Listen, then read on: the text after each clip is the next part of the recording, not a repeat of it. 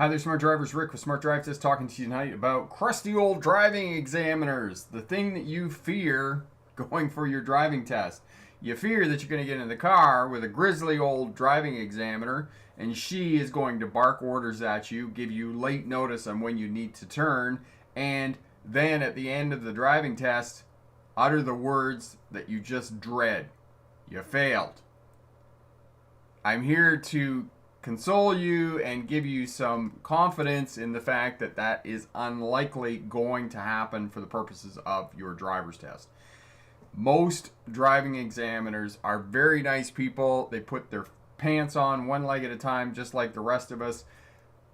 They are, doing their job to the best of their ability and trying to help you out. And they are, believe it or not, are applauding your ability to be able to drive and to pass the test, because they do not like giving bad news, no more than any of the rest of us like to give bad news. So they're hoping that you are a good driver, that you are going to pass your driver's test. So know that for the purpose of going in for your driver's test. Corey is here, Bricks for Wheels. Corey is the moderator. Hello, Corey. Joe is here, my friend from Toronto. Thank you so much for that, Joe. We hit 250,000 subscribers just today. Crazy number on the YouTube channel. But thank you to everyone, all the smart drivers watching on the replay, watching now, here joining us live. That is absolutely awesome. Elsbeth is here. Mallory is tuning in from the Maritimes. Hello from Nova Scotia. Beautify's tuning in from the Mission there in Vancouver. Gupta's here. Had a bad day today, but tuning in live, so feeling good. Awesome. Hello, Gupta. I hope you're feeling better. And Elevator is tuning in from Monticello, Indiana, if you're just tuning in. Rotary's here. Melissa's here tuning in. Let us know where you're tuning in from and what class of license you're going for, whether you're just looking for some tips to become a safer, smarter driver, or starting a career as a truck or bus driver. And the other milestone that we hit wasn't just 250,000 subscribers. The video short, did the little car cut the truck off? No, did the truck driver cut the car off? Has gone viral.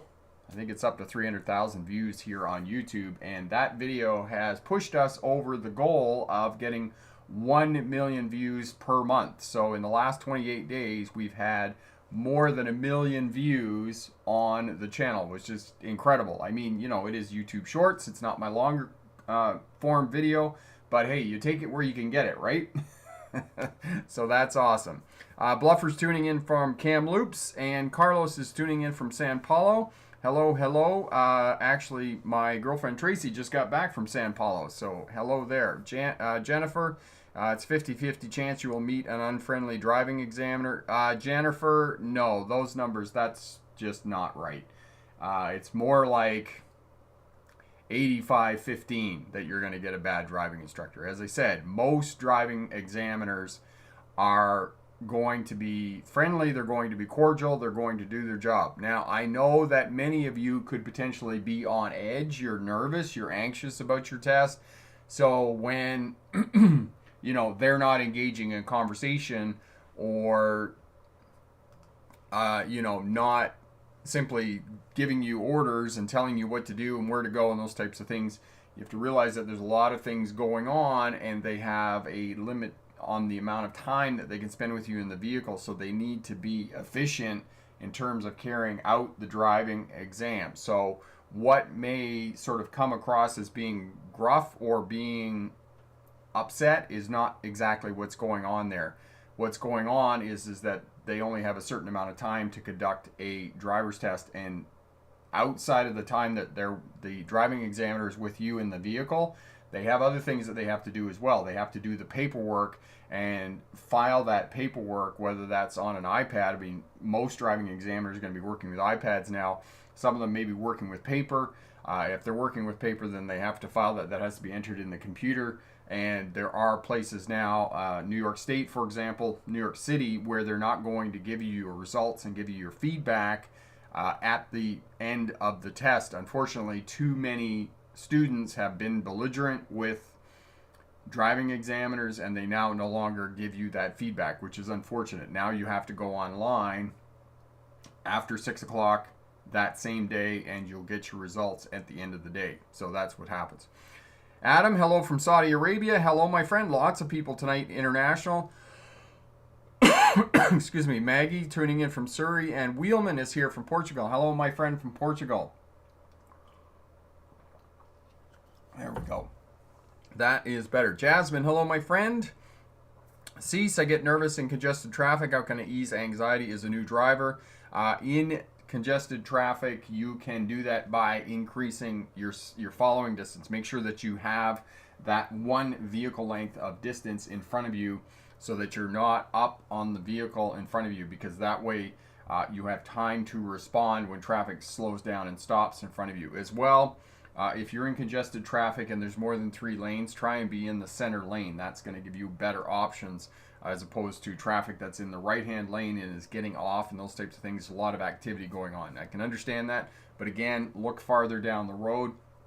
That'll help you as well. And go with somebody that you trust, a mentor and whatnot, and that they can help you out when you're driving congestion and whatnot. Elevator, my driving examiner was very friendly. They told me well in advance when to turn. That's awesome. Adam, as a beginner driver, is it bad if I don't drive daily? I only drive when I have to, which is once or twice a week. Adam, as a new driver and you're learning how to drive and preparing for a driver's test, if you could kind of get that up maybe 3 or 4 times a week, that's going to make it easier when you show up for your driver's test to be able to pass and drive well. I just, 3 is kind of the magic number for practicing in a week. It's the same thing, as you may or may not know, I do jiu-jitsu. If I go 2 times a week, it's not enough. If I go 3 times a week or 4 times a week, that is much, much better, and I feel more confident when I go in and do the training. It's the same thing with driving. You want 3-4 times a week if you can get that, make that happen. Amanda, I have my permit, but I'm still having issues staying in between the lines on the highway. Any tips? Yes, Amanda, there's a video. Corey will put that up for you. But look farther down the road. Look for your landmarks. Follow other traffic. Quick reference point. I wouldn't recommend that you do this very often, though, but you can look down to the right side of the vehicle, and if there is a fog line, that solid white line on the outside of the lane, that should be in the center of the hood from where you're sitting. But again, farther down the road, looking for your landmarks and just getting your vision up, because keep in mind, the car will go where you're looking. Same thing with shoulder checking. Speed up your shoulder checks, because again, the vehicle will go where you're looking. So if you're turning your head too slowly and you're holding that, what's going to happen is the car is going to start to go that direction, because that's where you're looking. So quick shoulder check when you're doing those checks as well. V, doing well. Hello, my friend. Child, hey, just started watching your videos. Love, thank you for your helpful tips. You are most welcome. Outsider, failed my test again last Tuesday. I go back again next Tuesday. My biggest issue is the parallel parking and getting too nervous. And you have to breathe. You have to try and relax. And the other thing that I would do between now and next Tuesday when you have your next test, try and get in the vehicle with somebody you don't know. That way, that will simulate getting in the vehicle with a driving examiner. And again, maybe parallel parking, 3-point turns, backing into a parking space, all of that will help you with the preparation for parallel parking. Full license in BC. Yes, Bluffer, there is a video on that. You have a look. Corey will put that up for you in terms of passing your driver's test first time, the mock-up driver's test, and have a look at that. Stopped at a green light. Mallory, yeah, people will do that, stop at green lights or not go on a red light. It happens all the time. So, all right, so slideshow presentation. I got a little presentation here on driving examiners, some myths and your job, their job. It'll be about 10 or 12 minutes, and then we'll come back and we'll answer questions for the remainder of the hour. We go about 60 minutes here, and presentation should be 10 or 12 minutes, and then we'll come back and we'll finish up here. So just bear with me here. There we go. Okay, crusty old driving examiners. As I said, yes, there are some driving examiners that are going to be crusty. There are some that are going to give you a hard time, but for the most part, driving examiners are doing their job. They do not want to fail you. They want to give you good news, but unfortunately, some students just aren't ready. And when they show up for the driver's test, if they're not ready, driving examiners are not going to pass them. So the driving examiners, they are the gatekeepers. These are the people that determine whether you pass your driver's test or not. So these people work at the DOT, they work at the licensing test center where you're going to be taking your on-road driver's test. They sit in the vehicle with you. Now, in this day and age, post-pandemic, you may have to wear a mask. You may not, but bring one as well. Make sure that you clean your vehicle before you show up. For those of you new to Smart Drive Test, my name is Rick August. I was a truck driver in the 1990s. Became a licensed commercial driving instructor in 1997. My expertise is in teaching tractor trailers, air brakes, and I also wrote a book called Air Brakes Explained Simply, which is available over at the Smart Drive Test website. You can have a look at that if you're going for a CDL license. 2006, I graduated from the University of Melbourne in Australia with my doctorate in legal history, which is a study of policing, courts, and prisons, as many of you may know. And my expertise is in policing as it relates to traffic. While I was going to university doing my doctorate degree, I drove buses for Greyhound and one of the regional bus lines there in Australia. So I have experience driving buses as well, and that was a bit of an eye-opener after driving truck. Dealing with people was interesting.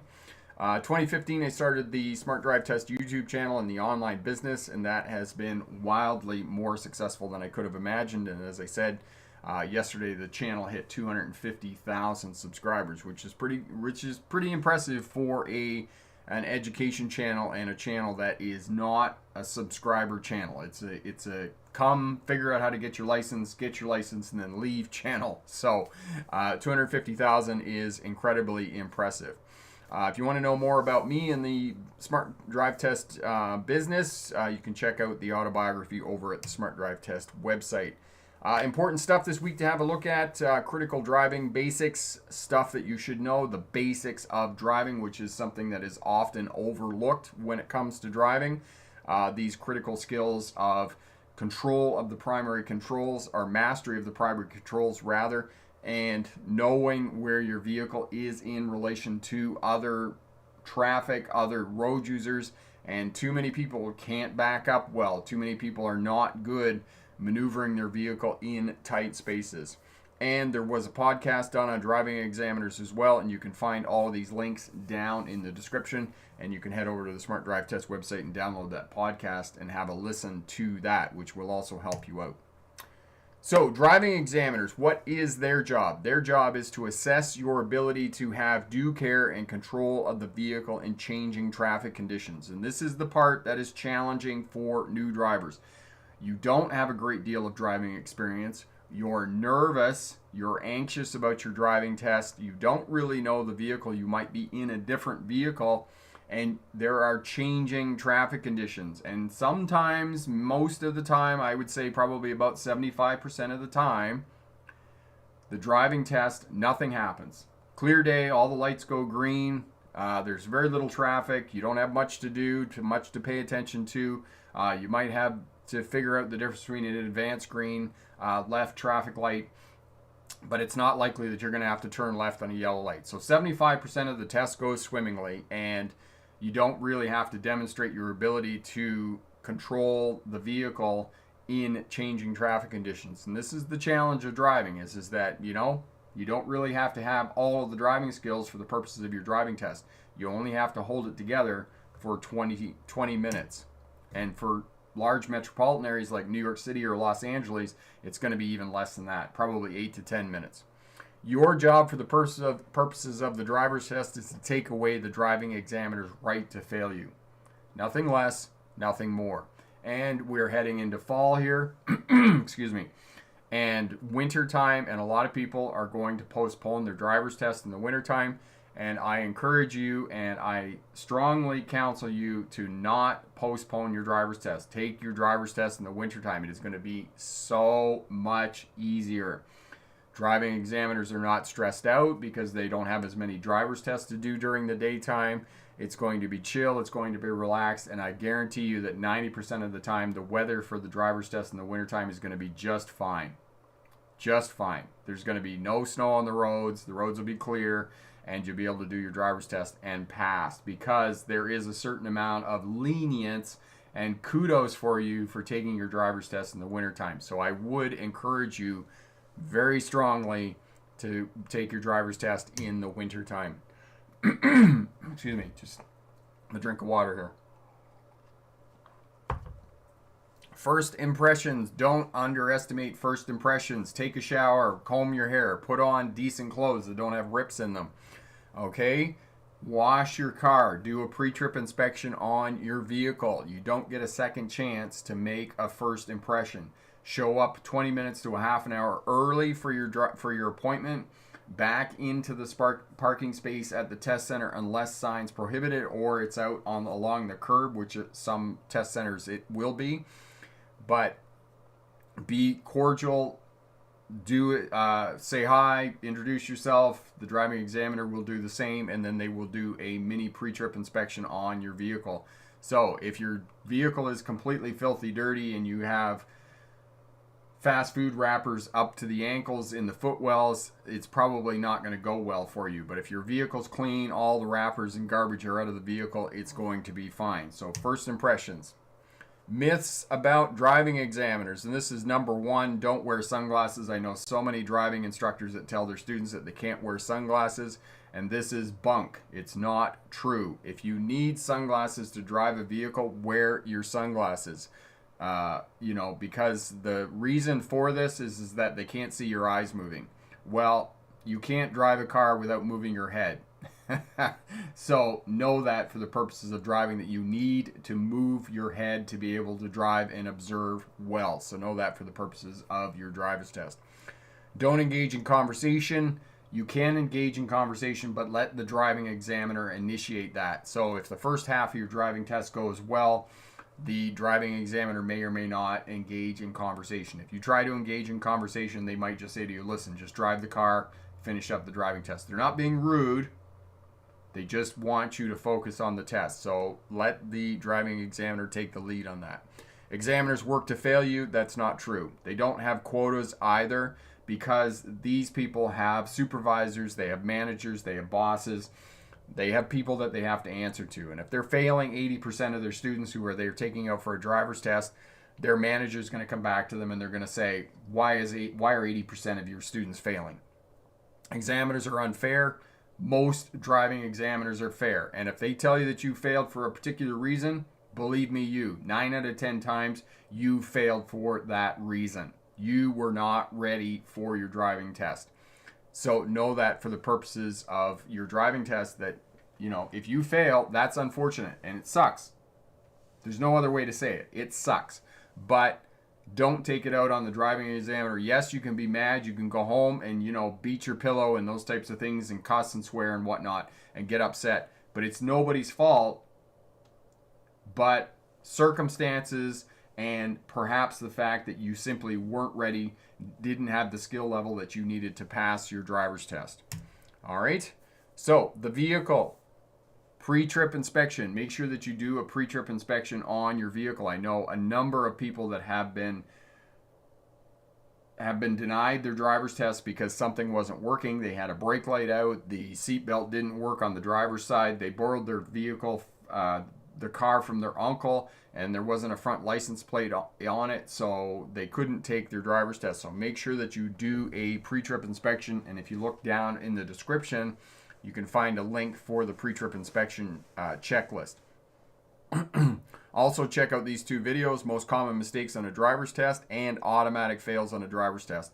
I will also say that most people do not automatically fail on a driver's test. I would say 90% of people who fail a driver's test do so because they demerit out. They have too many points for the mistakes that they made on their drive, and you're going to get 5 points for minor errors, and you're going to get 10 or 15 points for major errors. So have a look at those two videos, particularly the most common mistakes on a driver's test to be able to pass. Roadsides, you fail to adjust speed according to the signs, and this goes back to, you need to practice in and around the test center where you're going to be taking your test. Lane ends, are there places where it goes from 2 to 1 lane and you need to merge over? You don't come to a complete stop at stop sign intersections, or you don't know the difference between two-way stop signs and four-way stop sign intersections. You don't know where school signs, school speed zones are, and you fail to adjust speed, because if you speed in a school speed zone, that is an automatic fail on a driver's test. Road markings, these often work in concert with road signs. So know all of these and take all of this information into practice in and around the test center where you're going to be taking your test. Slow speed maneuvers. 7/8 of the driver's test is in a forward motion. However, the 1/8 that is slow speed maneuvers, backing into a parking space, parallel parking, and 3-point turns, this little bit of the driving test is what gives students the most amount of grief. And the reason is that they don't spend any time doing slow speed maneuvers other than the minimum to learn how to parallel park. If you do more work in the parking lot doing slow speed maneuvers, driving forwards and backwards, stopping, turning the vehicle, doing figure eights, reverse figure eights, backing into a parking space, and those types of things, you're going to be a better driver overall. So if you want to make your driving practice as efficient as possible, excuse me, you focus on slow speed maneuvers, because it's 20% in and 80% out. These are the fundamentals of learning how to drive. It's the same thing. Slow speed maneuvers are to driving what scales are to music, and they are what drills are to sports. So know that for the purposes of learning how to drive. Lane positioning, moving to the right lane after turning left. The driving examiner will not tell you this. If you turn on a multi-lane road and you're turning left, you're going to turn left lane to left lane. After you turn into the left lane, you have to move back over to the right lane.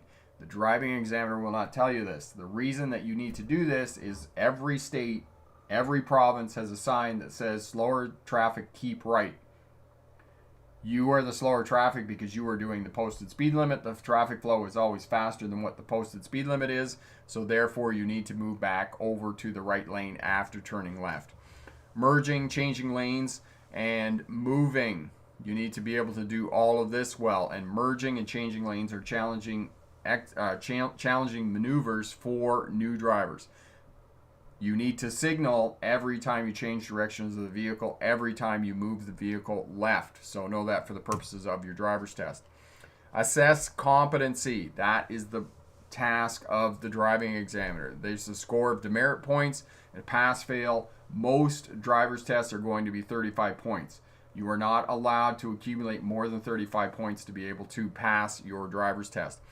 If you are outside of the major metropolitan areas, most examiners will give you feedback on your drive and give you some things that you should focus on, that you should improve, because there's always things that drivers are not strong on. For example, their lane changes aren't good. They're slowing down when moving from one lane to the other, or they're signaling too late, or they're too wide on their turns, or those types of things. So the driving examiner will give you some feedback at the end of your test. So good luck on your driver's test, and remember, pick the best answer, not necessarily the right answer. Back over here, and Corey's put up all those videos for you. Thank you for that, Corey. Evelyn, will this video be saved? My driving test is Friday, and I might need to replay it. Yes, Evelyn, it will be up after the YouTube processes it and puts it up. It will be available to watch on the replay. Jasmine did surprisingly well on the parallel parking portion of the driver's test. Took my test in my boyfriend's RAV4. And yes, those are good vehicles because they're mid-sized vehicles. And this is the other thing that's going to challenge some of you with taking a driver's test, is that if you're taking it in a pickup truck, it's going to be a little tougher because you're still going to have to parallel park with the pickup truck and get it into spaces and those types of things. And it can be a bit more challenging. Another vehicle, I mean, if you're taking it in a minivan, these are going to be a bit bigger than a Honda Civic or a Toyota Corolla or a RAV4. So if you can take it in a kind of a mid-sized vehicle, you're going to find that a bit easier as opposed to taking it in a big old, pick-me-up truck. That's going to take up a lot of space. Joe, I think Ontario still doesn't require parallel parking on G-Test. Thank you, COVID. I don't know if it's the same deal in other provinces. No, Joe, as far as I know, Ontario is the only province that has suspended the slow speed maneuvers for the full G test. It's not for the G2 test. It's only for the full G. So if you're going for your full license, they've suspended taking slow speed maneuvers, which as far as I'm concerned is completely backwards. If they actually wanted to test people, they would actually get them to do the slow speed maneuvers and only the slow speed maneuvers for the purposes of passing the driver's test. You know, they could suspend the actual on-road portion of it. Of course, most people aren't educated enough to know that. They'd be like, oh my God, they'd be askance. So that's why the government did what they did. History. Do you have videos on how to go around corners? I sometimes go too fast. Yes, history. We do have corners on turning right and turning left. And just as a very general rule, 8 to 12 miles an hour for right-hand turns and 15 to 30 miles an hour or 25 miles an hour for left-hand turns, depending on how big the intersection is. Now, that's a very wide scope, and it's kind of like saying how long is a piece of string. But again, you should work with a driving instructor or work with somebody that you trust to figure out the appropriate speeds for turns. And keep in mind as well, you know, you can go too slow and that's fine. And then you can speed up as you're going around the turn. But get your speed down before you get to the turn. So it's speed management first and then turning the vehicle. You want to separate those two things out. You don't want to be trying to do them at the same time. Especially if you're coming into winter time and you're going to be driving on slippery conditions. You get into a turn and you're on the brake at the same time that you're trying to turn the vehicle, you're going to find out that the vehicle isn't going to turn. In fact, what it's going to do is continue to go straight. So you got to separate those two things out. Slow the vehicle first and then turn the vehicle. Patrick, hi Rick, I just wanted to let you know your videos are really help learning to cope with crazy commute on a mega highway. Awesome. That is great, Patrick. So glad that we could help out with your commute on the crazy highway there. That's awesome. Rita, do you have to put your right hand on the back of the passenger seat when you're reversing?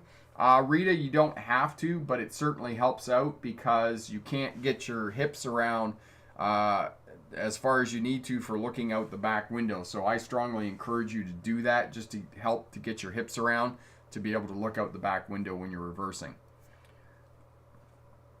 Uni, I love your videos. Keep it up. I'm getting my end soon. That is awesome, my friend. So glad we can help out. Jasmine did surprisingly well. Okay, we already read that one.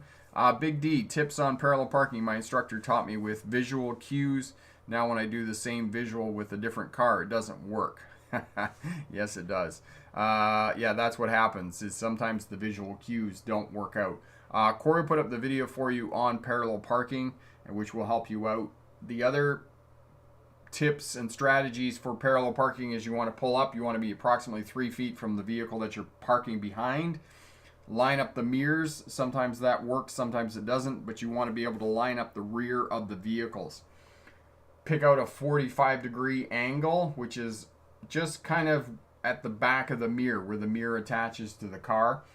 Look out, find a 45-degree landmark, turn your wheels all the way to the right, back up until you're facing that landmark.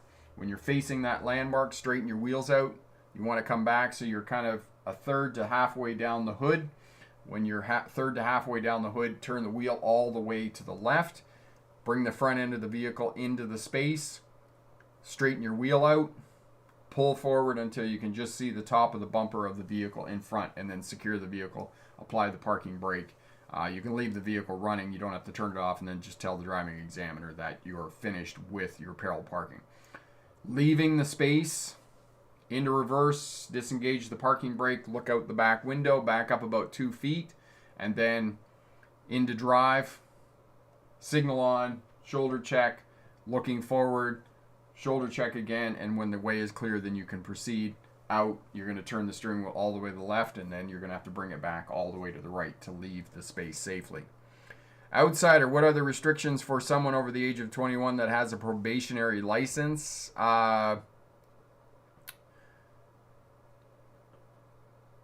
Outsider, which state are you on? Because someone over the age of 21, there's still restrictions. It's just the restrictions are different in terms of passing your driver's test. I would need to look them up, though, for your particular state to give you the correct information. Elevator, I'm not feeling pressured anymore when I'm being tailgated. Awesome, that's great. Maggie, I failed N test in BC because basically failed me on. Sorry, the thing moved. Position in a neighborhood, well, docked me when moving over to the right in a neighborhood. I was taught in driving school to stay right. Maggie, probably the reason for that was, I can't comment because I wasn't there. Like, I can't give you the specific detailed information. But if you're beyond the minimum safe distance between your vehicle and the other, cars parked along the way, then you're probably going to be too close. So that's probably what it was. It's because you were too close to the cars parked along the roadway. I struggle with smoothly turning the vehicle on the right turns also. Okay, so again, anybody who's having trouble turning the vehicle and working the steering wheel on turns, I strongly encourage you to go to a parking lot and work in a parking lot with just manipulating the steering wheel. Go around in circles to the left, go around in circles to the right, back into parking spaces. All of those slow speed maneuvers are going to translate into better turns and figuring out how the vehicle moves when you turn it and how the steering wheel works in combination with the gas pedal. And this is what you need to figure out. And this is what you will be able to figure out when you're working in the parking lot and learning how to drive. Turbo, I want to buy a Dodge Charger, but the car is so large compared to most sedans, it's pretty intimidating trying to parallel park. Turbo, what I would suggest is just get a car, get some driving experience for a year, maybe two, and then go out and buy a Dodge Charger. It's kind of like buying a pickup truck. You don't want to start driving in a pickup truck. It's just, as you just said, it's big, it's intimidating, it's difficult to parallel park, it's difficult to park, period. These big pickup trucks, these 250s, 350s, even a 1500, they're really difficult to manipulate and maneuver in and around parking lots.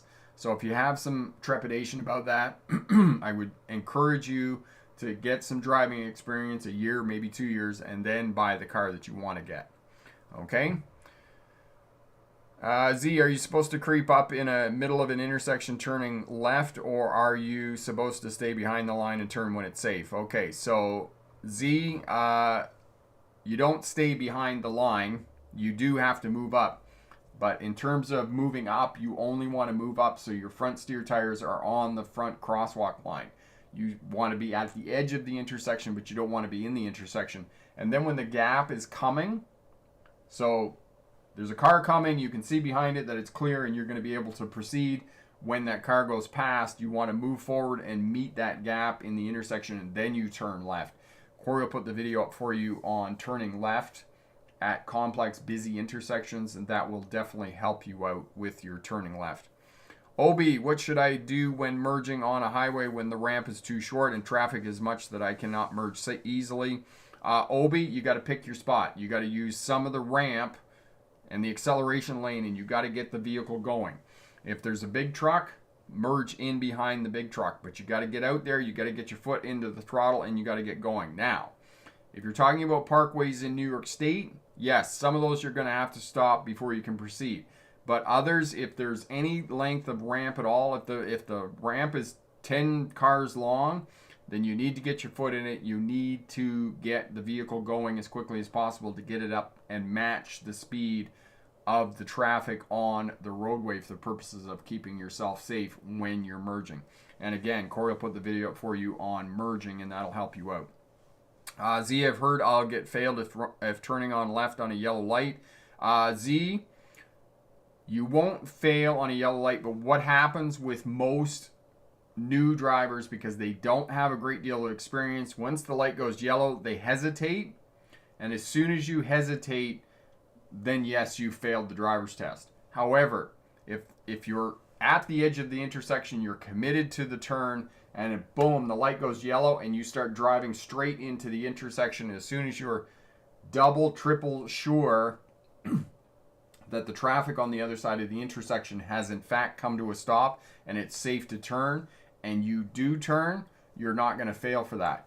The reason that most testing drivers fail for turning left on a yellow is because they hesitate.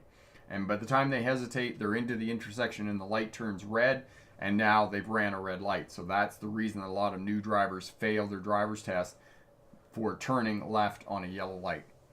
William, what do I do if the left arrow never turns green? Can I legally make the left-hand turn?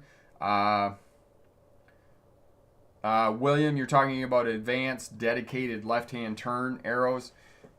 I've never been at an intersection where that has happened, that the left-hand turn arrow hasn't turned. Have you had that experience where that has happened to you, that the left turn arrow hasn't turned green? Z, what happens if I get stuck in the intersection on a left? Izzy, if you get stuck in the intersection, you got to wait until it clears and proceed. And again, as I said, Corey will put that video up for you on turning left, and you'll see that there's a pickup truck in the intersection at one point in the video and waiting to turn left. And that pickup truck finally, once he's or she is sure that the traffic has stopped, then they proceed through the intersection. You have to move forward. You have to clear the intersection. If you get stuck in the intersection, you've got to get through it. Mallory, what part of the crosswalk is the front crosswalk line? The front crosswalk line is the one farthest into the intersection. So it's the last line before you enter the intersection is the front crosswalk line. Joe, my son must have practiced parallel parking a bazillion times before his G2. Okay, maybe 200 or 300 times. We tried quite a few methods. One day he just got it. Just clicked practice, and yes, it is practice, and it's like so many things in life when we're learning new skills. It's incredibly difficult for a long time, and then one day it just clicks. It's the same thing, with studying jiu-jitsu. I've been doing jiu-jitsu now for a few years, and it was only a couple of weeks ago that I felt comfortable putting myself in a position where I was in a weaker position and working on some of the skills that I needed to in different positions in terms of wrestling.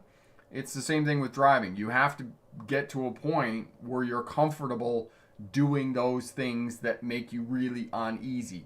Parallel parking, for example, or backing into a parking space at a grocery store, or backing down a laneway. These are tough skills, but they're skills that will make you a better driver overall. So if you can do that, eventually what's going to happen is you're going to get to a point where it's like, oh, this is really easy. Because you've practiced the skill and you continue to do it, it's the only thing between you and success is time and space.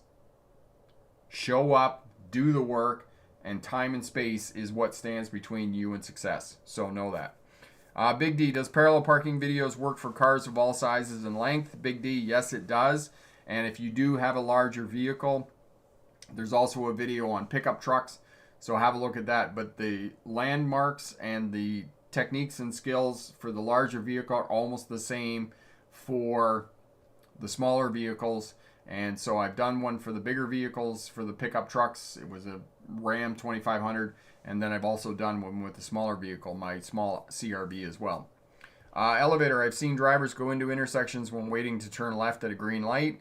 And elevator, yes, there's completely two different schools of thinking on this. And even the driving test in New York City, it marks it that if you need to move up into the intersection. I don't agree with it. And the other thinking is that you need to move up to reduce congestion. You need to increase traffic flow through the intersection by moving up. Well, that's not true, because if you move up into the intersection and traffic is congested and 2 or 3 vehicles are sitting in the intersection and that light goes yellow, by the time the last vehicle goes through the intersection, the light has been red for 3 or 4 seconds at that juncture. What's happened now is because 3 or 4 cars were sitting in the intersection waiting to go through turning left, they've now held up the cross traffic. So the cross traffic can't turn left if they have an advanced green. So they've been held up and delayed. And now they've been delayed, and what's happened is now you're compounding congestion at that intersection.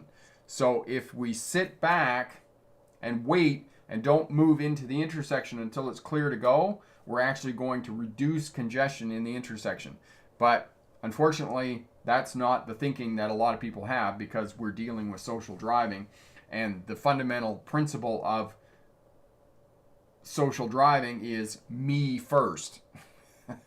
I got to go first. Everybody else can wait. I don't care. It's me first. You're in my way and I'm going to go. So that's unfortunately the thinking behind all of that. William, it wasn't turning green and there was a long line of cars behind me and I had no choice but to make the left turn on a red arrow. Do you agree with that? William, sometimes it can seem like a very long amount of time, especially if you don't have a lot of experience with driving. William, were any of the cars behind you honking? Because if they were honking, then there was no choice. Okay, were the cars behind you honking? Because they may have known that it was going to take a long time for the light to turn green, because there are some traffic lights that are not well timed.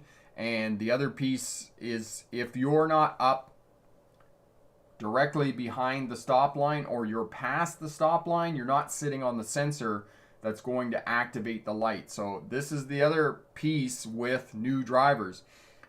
You have to get your vehicle stopped at the right position at the intersection behind the stop line to activate the sensor in the roadway to turn the traffic light. And there are some traffic light intersections with traffic lights, that's what I was trying to say, where if you don't stop at the correct position, that light will never change. So take note of that too for driving in cities, and make sure that you're driving so that the stop line just rolls under the front of the car and then you bring it to a stop. And that way you're couple 2-3 feet back from the stop line. So Corey's put up those videos. Thanks for putting those up, Corey. That's awesome. Okay, Colin, how are you, my friend? Welcome. Busy tonight for sure. Lots of people here. And if I missed your question, it's busy. Lots of people here. Just leave me a note and let me know, point up or something like that, and let me know, and I'll make sure that I answer your question. Excellent. So, 4 components of driving tests that you need to demonstrate for the purposes of being able to pass your driving test successfully. Space management. If you're not near anything, it's less likely that you're going to hit something. Minimum safe distance between you and other road users, and that minimum safe distance is 3 feet between you and a cyclist, 3 feet between you and a pedestrian. Stopping at controlled intersections, make sure that you stop behind the stop line, before the crosswalk or sidewalk. If those 2 conditions don't exist, then at the edge of the road, just before entering the intersection. Stopping behind queued up traffic at a traffic light, approximately 1 vehicle length between you and the vehicle in front. The landmark is that you should be able to see the tires of the vehicle in front making clear contact with the pavement. 3 to 4 second following distance. Speed management. You either do the posted speed limit or the flow of traffic, whichever is less for the purposes of your driver's test. Observation. You need to have a forward scanning pattern for the duration of your test. Looking far down the road, looking at your center mirror, far down the road, looking at your instrument panel, far down the road, checking both wing mirrors, not at the same time, one and then the other. Your forward scanning pattern is tied into your speed management. You should be adjusting your speed every 10 to 15 seconds. Because you're observing your forward scanning pattern, you're looking far down the road every 10 to 15 seconds, and you're checking your instrument panel. If you're not adjusting your speed every 10 to 15 seconds, that tells the driving examiner that you are not observing correctly. Know that you need to observe correctly, and you need to adjust your speed every 10 to 15 seconds. Because if you consistently go over the speed limit or under the speed limit by 5 miles an hour for the duration of your test, you are not going to be successful. You need to be adjusting your speed in relation to changing traffic conditions. Again, it comes back to what is the examiner's job? To assess your ability to have due care and control of the vehicle in changing traffic conditions. This is what you need to do. Observation. Every time you turn the vehicle, every time you change directions of the vehicle, change lanes, you need to shoulder check, minimum 2 times. And shoulder checking is a quick 90 degrees in the direction that you're moving the vehicle, signaling effectively. So mirror signal shoulder check, as one smart driver said there previously in the comments. I'm sorry, I don't remember who it was, but mirror signal shoulder check. Reversing, you need to look out through the back window. You can use the mirrors on your vehicle. You can use a backup camera, but you must just glance at them. You can't use them as your primary line of sight. You have to look out the back windows. And it is recommended that you put your hand on the back of the passenger seat. That's going to help you get your hips around to look out the back window. And yes, there are some bigger vehicles, pickup trucks and those types of things. You really can't see much out the back window. I know that. But just pretend for the purposes of passing your driver's test. And then after that, you can join the ranks of social driving and just use your backup camera or your mirrors or whatnot for backing up. Okay? So, observation, communication. There are 5 ways that we communicate with other road users on the roadway. Position of the road user. If your vehicle is in the left turning lane, there's a high probability that you're going to turn left. If there's a pedestrian standing at a crosswalk, there's a high probability that he or she is going to cross the roadway. Lights and signals. Horn. Use your horn sparingly in this day and age because it's mostly seen as a sign of road rage. But, you know, if somebody's sitting at a light and is probably texting and not going when the light turns green, just a light tap on the horn. Eye contact. If you're not sure what a cyclist is doing or you're not sure what a pedestrian is doing, just get eye contact with that road user and then hand gestures, tell them to go or whatnot. And I probably messed somebody up a couple of weeks ago because I was walking downtown and I was about to go across at the intersection, but I was 3 steps away and I saw the motorcycle rider taking his driving test, and I waved him on to turn because it was busy and there was a lot of traffic and I didn't want to step out there and it would have just held them up, so I just said to go and I just waited at the intersection. But it is what it is. Sometimes you're going to have to go if people wave you on. So those are the forms of communication and the 4 tenets of any driving test: space management, speed management, observation, and communication. And these are the skills that you have to have in place to be successful in passing your driver's test and demonstrating to the examiner that you have the skills and abilities to drive the vehicle in changing traffic conditions and be safe. Bluffer, I usually don't honk unless somebody has almost caused an accident with me. Example, yesterday on highway, someone cut in my lane without signaling, which shocked me as I had to slow down quick. Yeah, Bluffer. Usually best, I find that I don't honk at people a whole lot. I find that it's best, though, that if you've got time to honk, you've usually got time to take some sort of evasive action. And exactly what you said. Somebody cut you off, they didn't signal. Usually best when that happens, just take your foot off the throttle and let them go and have their crash somewhere else, of course. My friend Epic, how are you? Speaking of driving examiners, they can be crusty and short-tempered, since in some cases they will tell you back to back directly into cone. Happened to me in 2018 when I took a road test. Yeah, unfortunately, sorry to hear that. You know, every now and again they have bad days just like the rest of us. But for the most part, as I said, probably 85% of them are doing a good job, you know, giving you good instruction. You know, they might seem a bit curt, but they're just simply trying to get the road test done because, as I said, they have a certain number of tests that they have to do in a daytime. They only have a certain amount of time for each test. They have to get them done. They have to stay within that time frame. And after they finish the test, they have to file that paperwork and make reports to other people. So it's not just the actual time that they spend in the vehicle with you, but it's other aspects of their job that they're doing as well.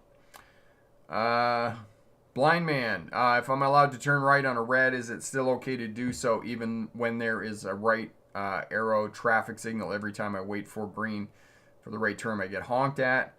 Unless there are signs prohibiting you from turning right on a red, then yes, you can turn right on a red, but you must come to a complete stop at the correct stopping position, give way to all of the road users at the intersection, and then proceed. Now, in this specific instance, I don't know, you say that there's a right arrow. If there's a right arrow, then there's going to be a sign that will say right turns only on green light. Unless that sign doesn't exist, then you probably can turn right on a red light. But you would need to send me the specific intersection that you're thinking of to be able to give you specific information about that. Jasmine, what do you think about driver's tests taking place in large parking lots? Sometimes tests will be conducted in parking lots if an accident or obstruction is in the road. I'm not so sure about that, Jasmine, about the specific situation that you're talking about, but there are some test centers that have a mini driving course in the parking lot that they use, and they have intersections set up, they have traffic lights, they have stop signs, and those types of things. Everything that replicates the same as going out on the roadway. So those are an option for driving. I think that personally, most new drivers should focus more on slow speed maneuvers to get their driver's license, especially in the first test if you have 2 tests, but most places don't have 2 tests now. They only have 1 and then a probationary period. Ontario is the only province where you're required to take 2 tests to get your full license. British Columbia has the same thing, but a lot of people just don't do it anymore. They just drive around on their probationary license for the rest of their career and don't really ever go and get their license. And I don't really blame them. I really don't, because there's, as far as I'm concerned, the tests are not comprehensive. The tests are simply postponing when people are getting their license and adding red tape to the whole process. So I think that it should be more like it is in the States. Stacy, my road test is November. I went to the test center on Saturday with my instructor to practice, but I was too far away from the cones. And Stacy, that's just going to take a bit more practice and you're going to be able to get it. Okay. Teresa, if somebody cuts me off, I will let them go ahead. Too much road rage now. Teresa, you're absolutely correct. Just like I said, let them go and have their crash somewhere else. Epic, Rick, have a question for you. What happens if you have 2 traffic lights? First traffic light was before a railway crossing and the second one after the railway crossing. Do you follow both of them or first light? Epic, it's going to depend on whether you have room to clear the railway crossing, because as you know, I don't know where. That's very bad traffic engineering. Absolutely. But you want to be able to clear the railway crossing. You don't want to be sitting on the railway crossing waiting for that second traffic light to go green, especially if you're dealing with one of those railway crossings that have commuter trains and whatnot. No, the last place you want to be sitting is on the railway tracks. So for purposes of best defensive posturing, I would make sure that that front one is going to be green and I'm going to be able to get over that. It's the same thing as a backed up intersection. You don't want to go into a backed up intersection, and you definitely don't want to be sitting on railway tracks waiting for a traffic light to change. Bluffer, that's what I was asking about earlier, is the Class 5 test from N. If you have videos on how the Class 5 test is, because I've been told it is really easy. Bluffer, the Class 5 test is the same as the first driver's test. There's no difference between the 2 driver's tests. The only difference is in the second driving test, they're expecting you to be a better driver, because supposedly you've been driving for 2 or 3 years when you show up for the second test. It's exactly the same. They're going to get you to do parallel parking, backing into a parking space, the 3-point turns. Some of the other slow speed maneuvers are up to the discretion of the examiner, but still all of the other components are the same. Space management, speed management, observation, and communication.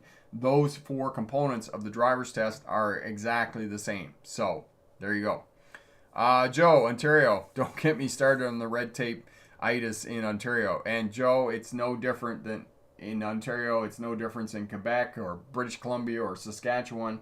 It's just crazy, all of that red tape. One of the things that bureaucrats are not good at is culling stuff that is no longer needed.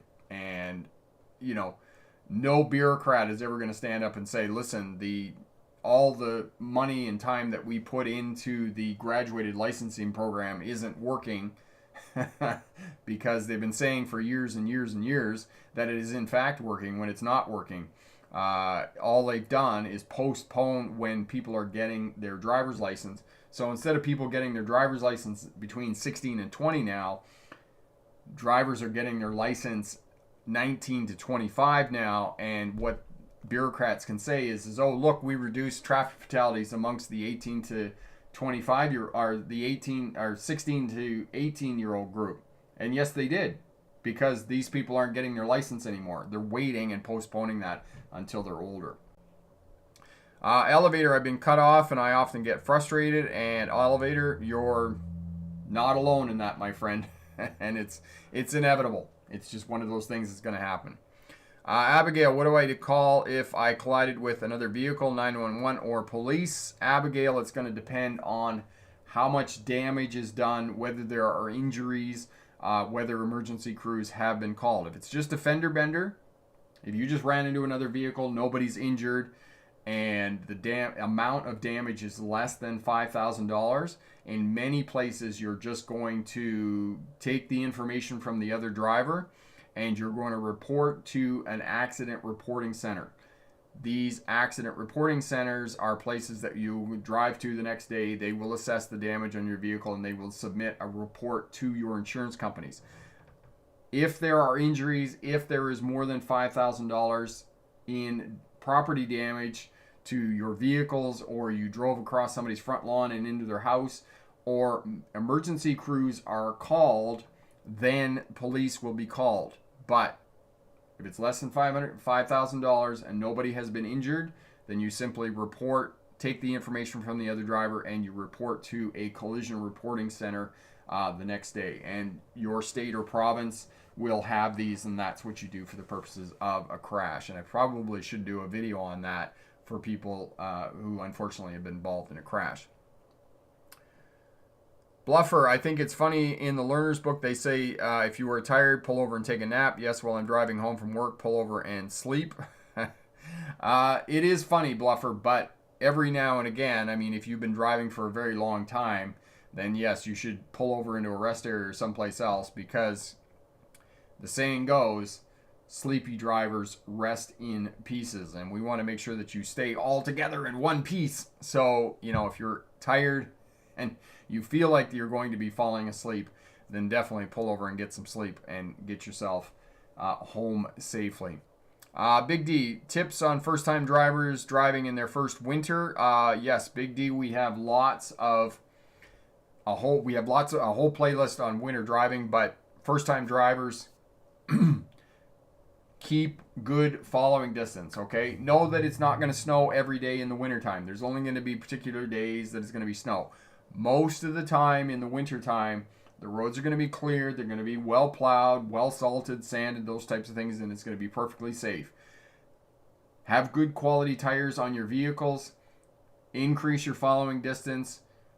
And then intersections. Know that if it's going to be slippery, it's going to be slippery at intersections.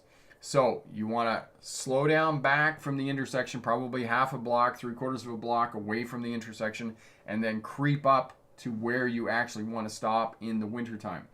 The other piece about the wintertime, take note of what the temperature is outside. If the temperature is near freezing, it's much more slippery than when the temperature is sub-zero. Because when the temperature is sub-zero, the ice on the roadways actually has some traction. When it's around freezing, it's actually much more slippery. Think of an ice hockey rink after the Zamboni has gone out and flooded the ice. There's a layer of water on top of the ice, and it's actually much more slippery. So take note of the temperature. If it's near freezing, it's going to be more slippery than it is at sub-zero temperatures. Wintertime, what else do I need to tell you in the wintertime? Maintain good following distance, brake early, creep up to where you want to go. And, you know, if other people are crowding you, just get away, create that space, because you need that space. The other piece in the wintertime is that braking and steering are going to be two separate actions, okay? Brake first and then steer. Black ice, that's what I was thinking of. I was going to say, places where black ice forms on the roadway. I don't really believe in black ice, but it is something that exists out there. It's going to form in these 5 different places, okay? Roadway that runs near a body of water, at low elevations, when the roadway lies in shadow, it's along a mountain or it's along a building, that's where you're going to get ice on the roadways. It's going to form most of the time in the mornings after you've had a lot of humidity at night. So take note, if you get up in the morning and walk out and there's fog, then there could be ice on the roadways. As well, we're coming into fall and you could get ice on the roadways. If you look up and there's frost on the roof, if there's frost on the roof, there's a good chance that there's going to be ice on the roadways. So take note of that in terms of finding black ice. The other place that I failed to mention was bridges and overpasses freeze first. So know that if the temperature plummets down to 0, that bridges and overpasses are going to be slippery. So when you're coming across the bridge as part of the highway, just take your foot off the throttle, steer nice and easy. Don't do any crazy aggressive steering when you're going across a bridge or overpass in the wintertime, because there could be ice on them. And otherwise, take your time, be safe, and create that space. Endeavor and failed my driver's test with only 4 errors because I didn't shoulder check on a bike lane. Didn't think I had to because I was aware no one was in the bike lane from before I had entered. Okay, Endeavor. I've been driving a very, very long time, and I would never not shoulder check into a bike lane because I'm not sure that somebody didn't step off the curb into the bicycle lane in preparation to cross the roadway. So never think that you know. It's a little bit like, it's the same thing as carpentry. Measure twice, cut once. It's the same thing with driving a car, except the consequences are a lot more severe. Look twice, go once. Because too many people don't observe correctly, and they think that it's clear, and then they go. So that's why you failed your driver's test. Jasmine, all right, I'm heading out. Hope everyone has a good night. Thank you, Jasmine. Joe, another great video. Rick, packed with super helpful info. Thanks. Congratulations once again. The hits just keep on coming. Have a fabulous weekend, everyone. Thank you so much, Joe, and you have an awesome, awesome weekend. Or awesome week. I guess it's Tuesday. Great. What do you do if there is condensation outside your window in the morning? When I wipe it with a towel, the condensation just comes back after a couple of seconds. Okay, so Corey will put up the video for you on clearing the windshield. But a couple of things you can do. Turn on the air conditioning, turn on your defrost on full, and roll down one of your windows a little bit. That'll help to clear the windows.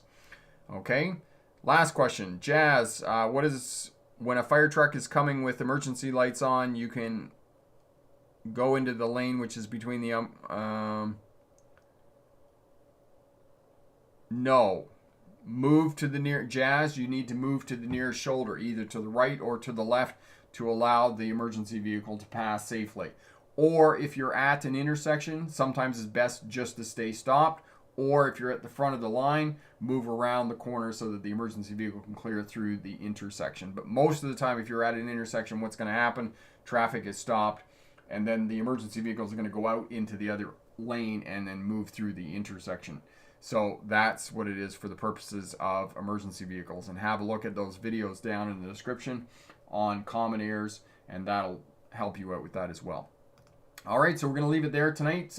Congratulations to everybody that's passed their driver's test in the last couple of weeks. And for those of you coming up with a driver's test here in the next couple of weeks, good luck on that. And remember, pick the best answer, not necessarily the right answer. Have a great night. Bye now.